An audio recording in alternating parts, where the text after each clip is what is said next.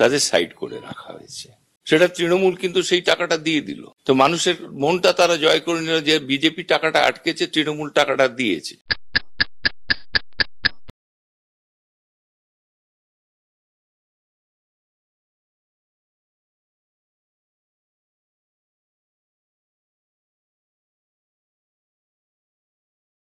বঙ্গ বিজেপির মূল স্তম্ভ যারা যারা 30-35 বছর ধরে বাংলায় বিজেপিটাকে শক্ত খুঁটির ওপর দাঁড় করানোর জন্য নিজেদের রক্ত জল করেছে, অক্লান্ত পরিশ্রম করেছে, তারাই আজকে বিজেপিতে কোণঠাসা।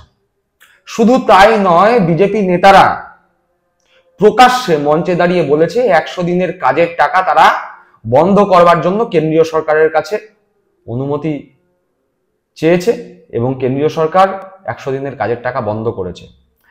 আবার বিজেপি নেতারা বিভিন্ন মঞ্চে দাঁড়িয়ে বলছেন যে ইডি সিবিআই তাদের পকেটে, তাই ইডি সিবিআই লাগিয়ে তৃণমূল নেতাদের গ্রেপ্তার করানো হবে। কিন্তু এই ধরনের কথা বলায় আদৌ কি বাংলার সাধারণ মানুষ বিজেপির সঙ্গে থেকেছে? বরং বিজেপির সঙ্গ ত্যাগ করেছে বাংলার সাধারণ মানুষ। তৃণমূল কংগ্রেস 100 দিনের কাজের টাকা যারা পায়নি, যাদের প্রাপ্য টাকা কেন্দ্রীয় সরকার আটকে রেখেছে, তাদের সেই প্রাপ্য টাকা দিয়েছে তৃণমূল কংগ্রেস। তাই বিজেপি জনবিচ্ছিন্ন হয়ে গেছে। এ কথা আমার কথা নয়, এ কথা রাজকমল পাঠক, বিজেপির অত্যন্ত গুরুত্বপূর্ণ এক নেতা, পুরনো দিনের বিজেপির নেতা, বিজেপির বঙ্গ বিজেপির প্রাক্তন রাজ্য সভাপতির বক্তব্য। খুব হতাশার সুরে রাজকমল পাঠক বলছেন যে 100 দিনের কাজের টাকা বন্ধ করবার জন্য বিজেপি যে, বা বলা ভালো বঙ্গ বিজেপির যে সমস্ত নেতারা প্রকাশ্য জনসভায় মঞ্চের ওপর দাঁড়িয়ে বক্তৃতায় বলেছেন 100 দিনের কাজের টাকায় চুরি হয়েছে, তাই 100 দিনের কাজের টাকা বন্ধ করে দেওয়া জন্য তারা কেন্দ্র সরকারকে জানিয়েছেন এবং কেন্দ্র সরকার বন্ধ করে দিয়েছে। পরে কি দেখা গেল যে 100 দিনের কাজের টাকা রাজ্য সরকার দিল, তৃণমূল কংগ্রেস সরকার দিল, মমতা বন্দ্যোপাধ্যায় সরকার দিল।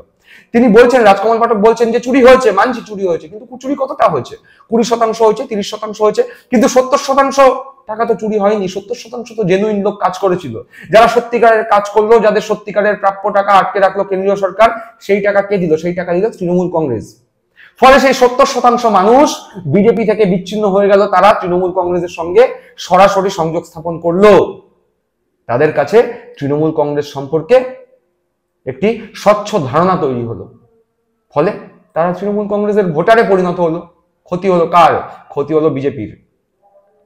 বিজেপির জন্য যারা নিজেদের প্রাণপাত করেছে, বিজেপির জন্য যারা বনে বাদারে রাস্তাঘাটে রোদে পুড়ে জলে ভিজে নিজেদের মাথার ঘাম পায়ে ফেলে বিজেপিকে শক্ত খুঁটির ওপর দাঁড় করানোর চেষ্টা করেছে, সেই আদি বিজেপিরা যারা 30-34 বছর ধরে লড়াই করেছে বাংলায় বিজেপিকে শক্ত খুঁটিতে দাঁড় করবার জন্য, সেই বিজেপিরা বর্তমানে কোণঠাসা। ফলে বিজেপির বর্তমানে যে অবস্থা, অর্থাৎ সাধারণ মানুষ বিজেপির সদস্য হতে চাইছে না। সদস্য সংগ্রহ অভিযানে বিজেপি মুখ থুবড়ে পড়েছে। এটি হওয়ারই ছিল। প্রাক্তন রাজ্য বিজেপির সহ সভাপতি রামকমল পাঠক এই বিস্ফোরক মন্তব্য করেছেন। চলুন সরাসরি একবার তার মন্তব্য শুনে নিই।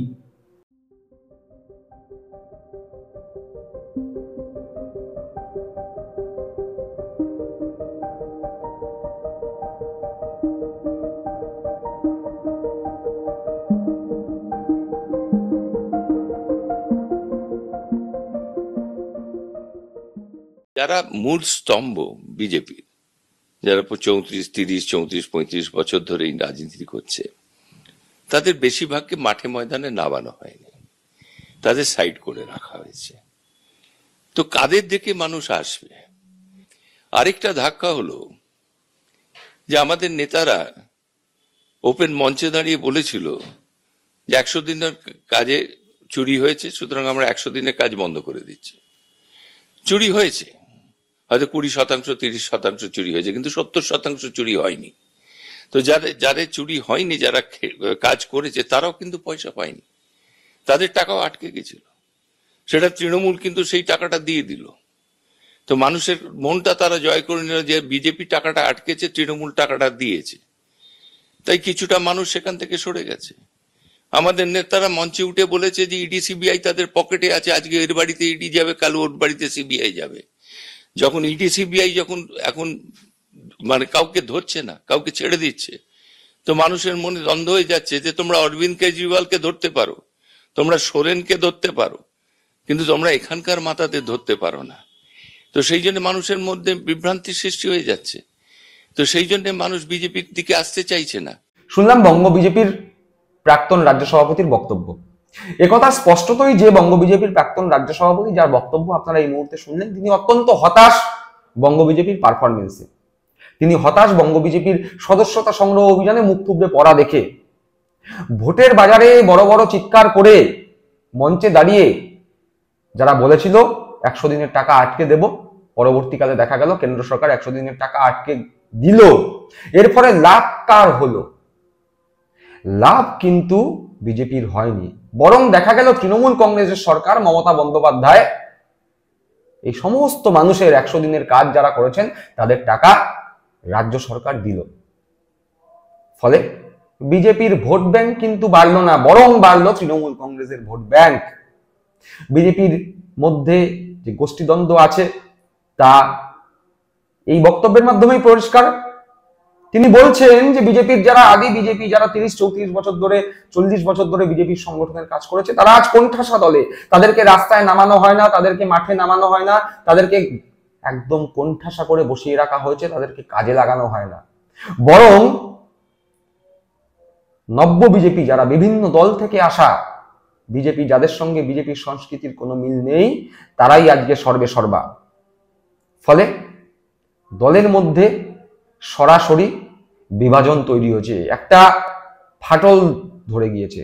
সেই ফাটল পূরণ হওয়ার নয়, সেই ফাটল আরো দীর্ঘ থেকে দীর্ঘতর হচ্ছে। আড়াআড়ি ভাবে ভাগ হয়ে যাচ্ছে বিজেপি। এর ফলে অদূর ভবিষ্যতে আদি বিজেপি যারা আছে তারা যে কোণঠাসা হতে হতে দেয়ালে পিঠ ঠেকতে ঠেকতে তারা যে আর বিজেপি দলে থাকতে পারবে না, এ কথা যে কোনো রাজনৈতিক শিক্ষানবিশও বলে দিতে পারে। দর্শক বন্ধুরা, আপনারা তো বিজেপির প্রাক্তন রাজ্য সভাপতির বক্তব্য শুনলেন। আপনাদের কি মনে হয় না বিজেপির অভ্যন্তরে অধিকাংশ আদি বিজেপির মনের কথাই এই বক্তব্যের মাধ্যমে ফুটে উঠল? আপনারা কি মনে করছেন আদি বিজেপিটা কি আদৌ 2026-এর আগে বিজেপি করবে, নাকি তারা অন্য দলে যোগদান করবে? আপনাদের মূল্যবান মতামত কমেন্ট বক্সে কমেন্ট করে জানাবেন। ভালো থাকবেন, সুস্থ থাকবেন। জয় হিন্দ, বন্দে মাতরম।